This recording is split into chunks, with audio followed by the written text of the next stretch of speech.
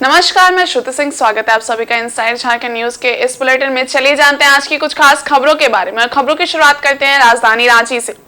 झारखंड विधानसभा के शीतकालीन सत्र के पहले दिन विपक्षी पार्टी भाजपा के द्वारा सदन के बाहर जोरदार प्रदर्शन एवं राज्य की वर्तमान सरकार के इस्तीफा को लेकर नारेबाजी की गई। ये प्रदर्शन झारखंड राज्य में वर्तमान समय में व्याप्त भ्रष्टाचार एवं करोड़ों का उजागर घोटाले के खिलाफ रहा। साथ ही मौके पर विपक्ष के विधायक हाथों में तख्ती लेकर एक स्वर में नारेबाजी करते दिखे। प्रदर्शन कर रही भाजपा से नेता विधायक ने कहा कि राज्यसभा सांसद कांग्रेस के धीरज साहू के आवास से जो करोड़ों रुपए की बरामदगी हुई है वो राज्य नहीं पूरे देश भर में चर्चा का विषय बना हुआ है। और इस तरह की अकूत संपत्ति अर्जन आखिरकार हुआ कहां से? कहीं ना कहीं कांग्रेस पूरी तरह से भ्रष्टाचार में लिप्त होकर इस प्रकार का कृत्य कर रहा है। वर्तमान झारखंड सरकार के कार्यकाल का लगभग 4 वर्ष पूरे होने को है, पर झारखंड की जनता के हितों पर अब तक खरा उतरने का प्रयास राज्य सरकार के द्वारा नहीं हो पाया है। सदन में इन सभी सवालों का जवाब सरकार को देना होगा।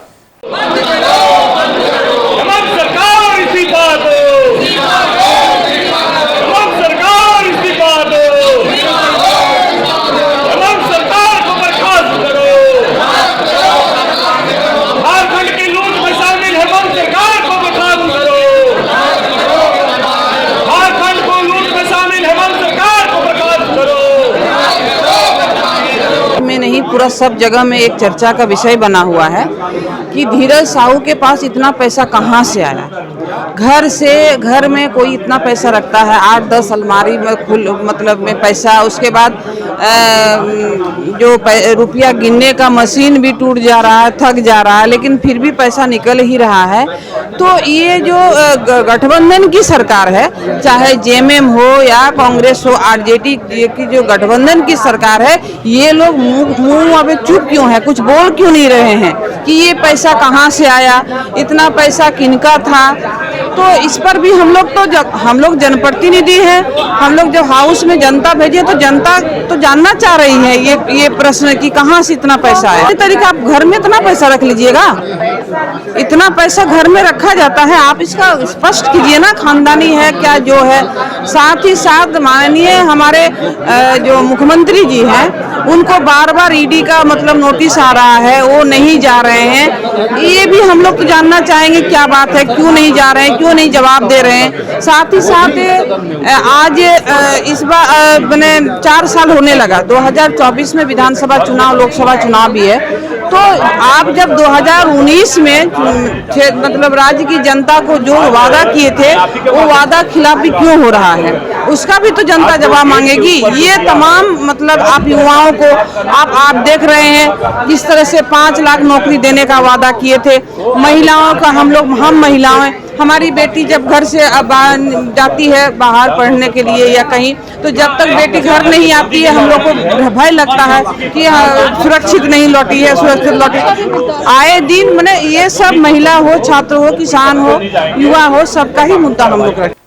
वहीं प्रदर्शन कर रहे विपक्षी विधायकों को कांग्रेस के महागामा विधायक ने सलाह दिया कि इस प्रकार का विरोध प्रदर्शन छोड़कर उन्हें सदन में जनहित के मुद्दों पर समर्थन देना चाहिए। कुछ अपनी बातों को रखने का मौका देना है या हंगामे की डेट सदन को करना है, उन्हें तय करना है। जबकि अभी देश में सबसे गंभीर बात यह है कि लोकसभा में लोग इतना बड़ा 20,000 करोड़ से बनाया गया ये नया सदन, और उस सदन में लोग ऊपर से छलांग लगा रहे हैं, तो देश की सुरक्षा कहाँ है, उस पर भाजपा पहले जवाब दे। वहीं झारखंड विधानसभा का शीतकालीन सत्र की शुरुआत आज 15 दिसंबर से होने जा रही है। सत्र शुरू होने से पहले झारखंड विधानसभा में सुरक्षा की दृष्टिकोण से चाक चौबंद व्यवस्था की गई है। बताते चले कि प्रवेश कर रहे लोगों की सुरक्षा जांच के साथ साथ हर वस्तुओं की जांच की जा रही है। झारखंड विधानसभा में तैनात सुरक्षा कर्मी एवं प्रशासनिक अधिकारी सुरक्षा को लेकर पैनी नजर बनाए हुए हैं। प्रवेश हो रहे वाहनों की भी जांच की जा रही है। साथ ही मेटल डिटेक्टर के साथ सुरक्षा कर्मी जांच में लगे हुए हैं। देखा जाए तो सुरक्षा को लेकर खास इंतजाम किए गए हैं। वहीं झारखंड में आगामी लोकसभा एवं विधानसभा चुनाव में आजसू पार्टी अपना दमखम दिखाएगी। पार्टी मजबूती के साथ चुनावी मैदान में उतरेगी, जिसकी तैयारी चल रही है। ये कहना है आजसू पार्टी के केंद्रीय सदस्य महासचिव सह पूर्व मंत्री रामचंद्र सहिस का। पूर्व मंत्री रामचंद्र सहिस कमरिया के शहनाई भवन में आयोजित आजसू पार्टी कार्यकर्ता सम्मान समारोह कार्यक्रम में शामिल होने पहुंचे थे। केंद्रीय कमेटी द्वारा पदाधिकारी को नई जिम्मेदारी सौंपे जाने पर समारोह आयोजित किया गया था। कार्यक्रम सन्नी सिंह का नेतृत्व में आयोजित हुआ। पूर्व मंत्री ने अपने संबोधन में कहा कि पार्टी सुप्रीमो सुदेश महतो के निर्देश पर पार्टी पदाधिकारी और कार्यकर्ता आगामी चुनावी समर को देखते हुए कमर कस चुके हैं। इन्होंने कहा कि पार्टी के सिद्धांतों को जन जन तक पहुंचाने का लक्ष्य कार्यकर्ताओं को दिया गया है। वहीं सीटों के बंटवारे के संबंध में पूर्व मंत्री ने कहा कि सही वक्त आने पर इसकी विधिवत घोषणा की जाएगी। सबसे पहले आजसू पार्टी के केंद्रीय अध्यक्ष और इस राज्य के सर्वमान्य नेता माननीय श्री सुदेश महतो जी को धन्यवाद देते हैं। उनके नेतृत्व में आज हम सभी को केंद्रीय समिति में जो जिम्मेदारी दिया गया है, निश्चित रूप से उस दायित्व को पूरी निष्ठा और तत्परता के साथ, प्रतिबद्धता के साथ हम लोग पूरा करेंगे। और चक्रधरपुर प्रखंड के बांझी कुसुम बारोपी संजय नदी तट स्थित मैदान में टाटा स्टील फाउंडेशन की अग्निभूत इकाई ट्राइबल कल्चरल सोसाइटी जमशेदपुर के सौजन्य से आदिवासी हो समाज का नया वर्ष जोम सुईम से सामाजिक जागरूकता कार्यक्रम का भव्य आयोजन किया गया। कार्यक्रम में मुख्य अतिथि के रूप में शामिल चक्रधरपुर के विधायक सुखराम उरांव ने इस आयोजन की सराहना करते हुए कहा कि ये कार्यक्रम समाज को सही दिशा और दशा देने वाला है। मौके पर चक्रधरपुर के विधायक सुखराम उरांव ने कहा कि समाज के लोगों को, खासकर युवा वर्ग को, इससे अपने समाज की सभ्यता, परंपरा, कला, संस्कृति के बारे में बहुत कुछ जानने को मिला। कार्यक्रम ने समाज को एकजुट करने का भी कार्य किया है।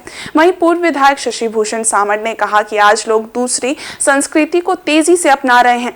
ऐसे में कार्यक्रम आदिवासी हो समाज के युवाओं को अपनी संस्कृति और गौरव के प्रति जागरूक करने का काम करती है। ड्यूरी ने पूजा पाठ कर नया वर्ष जोम सुईम सह सामाजिक जागरूकता कार्यक्रम की शुरुआत की। इस कार्यक्रम में आदिवासी हो समाज की विभिन्न इकाइयों के हजारों लोग सम्मिलित होकर ऐतिहासिक आयोजन के गवाह बने। समाज के लोगों ने पारंपरिक वेशभूषा में शामिल होकर अपनी संस्कृति एवं कला को प्रदर्शित किया। दिन भर चले कार्यक्रम में समाज की विभिन्न स्थितियों, संस्कृति पर प्रकाश डाला गया और उन्नति के राह बताए गए। इस अवसर पर कोल्हान के विभिन्न क्षेत्रों से आए युवक युवतियों एवं समूहों ने पारंपरिक वेशभूषा और वाद्य यंत्रों की धुन पर अपनी कला व संस्कृति की मनोरम छटा बिखेरी। वहीं हो भाषा साहित्य प्रतियोगिता परीक्षा के विजेताओं को अतिथियों ने प्रमाण पत्र व नगद राशि प्रदान कर सम्मानित किया।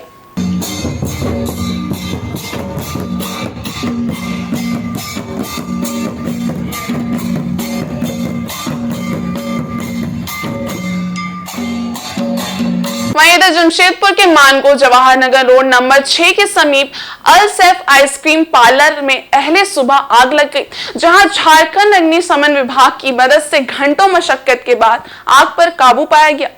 अल सैफ आइसक्रीम पार्लर में पहले भी कई बार चोरी की घटना घट चुकी है, मगर इस बार आग ने विकराल रूप धारण कर लिया था, जहां समय रहते झारखंड अग्निशमन विभाग की मदद से घंटों मशक्कत के बाद आग पर काबू पाया गया।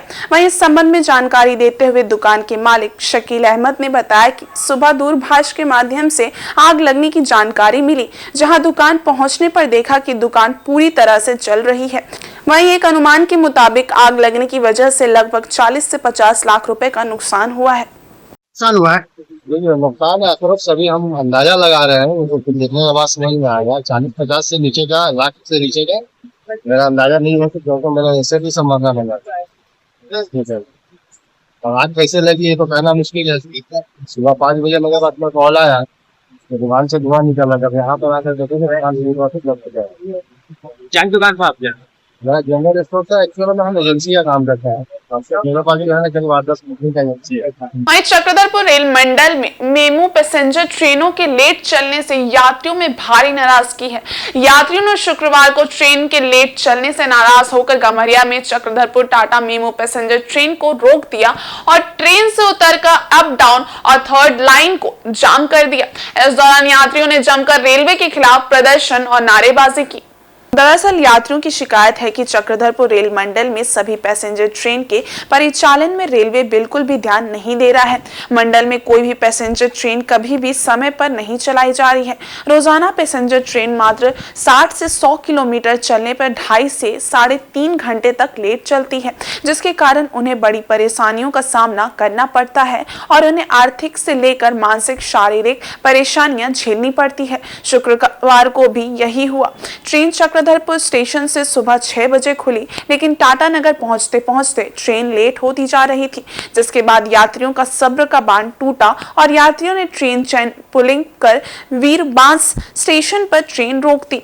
इसके बाद ट्रेन से सभी यात्री उतर गए और पटरी पर जा बैठे। यात्रियों ने अप डाउन और थर्ड लाइन में लाल झंडा भी लगा दिया और तीनों रेल पटरी जाम कर दी। यात्रियों ने इस दौरान जमकर रेलवे के खिलाफ नारेबाजी कर प्रदर्शन किया। मालूम रहे कि इस ट्रेन में ज्यादातर नौकरी पेशा और मजदूर वर्ग के लोग सफर करते हैं, जिन्हें सुबह समय पर अपने कार्यालय और फैक्ट्री में ड्यूटी के लिए जाना होता है, लेकिन ट्रेन के लेट होने से उनकी हाजिरी नहीं बन पाती है और उनकी एक दिन की मजदूरी भी जीरो हो जाती है। लगातार ट्रेन लेट होने से पेट पर पड़ रही लात से मजदूर इतना परेशान हुए कि उन्हें ट्रेन रोककर तीनों पटरियों को जाम करना पड़ा और हंगामा मचाना पड़ा। मालूम रहे कि इससे कुछ महीने पहले भी इसी तरह गुस्साए मजदूरों ने ट्रेन की लेट लतीफी पर ट्रेन रोककर प्रदर्शन किया था, जिसके बाद रेलवे ने मेमू पैसेंजर ट्रेन का परिचालन कुछ दिन समय पर किया, लेकिन उसके बाद फिर से ट्रेन की लेट लतीफी शुरू हो गई। यही वजह है कि यात्रियों ने फिर से परेशान होकर ट्रेन रोककर पटरियां जाम कर दी। अधिकारियों के समझाने के बाद करीब 10 बजे रेल चक्का जाम हटाया गया और ट्रेन टाटा नगर के लिए रवाना हुई। उधर राज्य के पूर्व मंत्री रहे स्वर्गीय समरेश सिंह की पुत्र वधू परिंदा सिंह ने आज भारतीय जनता पार्टी की सदस्यता ग्रहण की। सदस्यता ग्रहण समारोह में पार्टी के प्रदेश अध्यक्ष समेत भाजपा विधायक दल के नेता अमर कुमार बावरी, बोकारो विधायक बिरंची नारायण और पार्टी के वरिष्ठ नेता प्रदीप वर्मा समेत कई गणमान्य लोग उपस्थित थे। सदस्यता ग्रहण समारोह को संबोधित करते हुए पार्टी के प्रदेश अध्यक्ष बाबूलाल मरांडी ने कहा कि वर्ष 2047 तक भारत विकसित राष्ट्र बने, इस दिशा में प्रधानमंत्री नरेंद्र मोदी ने सबका साथ, सबका विकास, सबका विश्वास और सबका प्रयास के मंत्र पर जोर दिया है। मंत्री नरेंद्र मोदी जी के नेतृत्व में जिन्होंने कहा था कि हर हाथ को काम, हर खेत को पानी और हर बीमारी को क्या बोलते हैं दवाई, और वास्तव में उस काम को अगर देश के प्रधानमंत्री नरेंद्र मोदी जी आज के तारीख में उसको पूरा कर रहे हैं और जितने लोगों को काम मिले उसके लिए भी आपने देखा कोरोना काल में रेहड़ी वाले, पटरी वाले, उनको भी लोन उपलब्ध कराना और पूरे देश में 41 करोड़ ऐसे लोगों को यानी लोन उपलब्ध कराएगी ताकि वो लोग वहां रोजगार कर सके, अपनी व्यवसाय कर सके।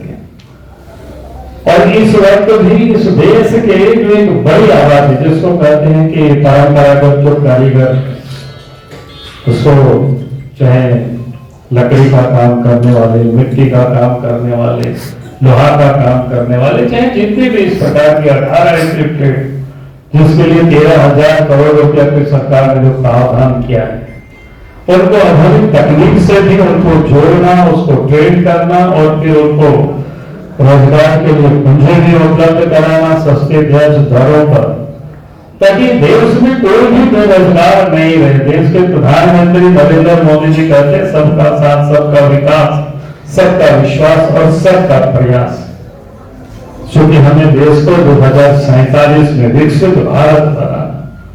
पार्टी की सदस्यता ग्रहण करने के बाद आयोजित सभा को संबोधित करते हुए परिंदा सिंह ने भाजपा को एक विचारधारा बताया। उन्होंने कहा कि प्रधानमंत्री नरेंद्र मोदी के नेतृत्व में भारत वैश्विक मानचित्र पर एक बार फिर से मजबूती के साथ उभर रहा है। उन्होंने कहा कि हमें उन सपनों को पूरा करने के लिए मिलकर काम करना है जिन्हें प्रधानमंत्री ने देखा है। भारतीय जनता पार्टी में एक विशेष योगदान रहा है उस नाते यह परिवार सदैव इस राजनीतिक दल के साथ अपने आप को जोड़ा हुआ रखा है। इसलिए कहीं न कहीं आज एक राजनीतिक दल में नहीं, अपने उस परिवार में हम शामिल हो रहे हैं कि जो वर्षों पूर्व बाबूजी ने अपनी कार्यों से, भावना से और नेतृत्व से समृद्ध और पोषित किया था। और आज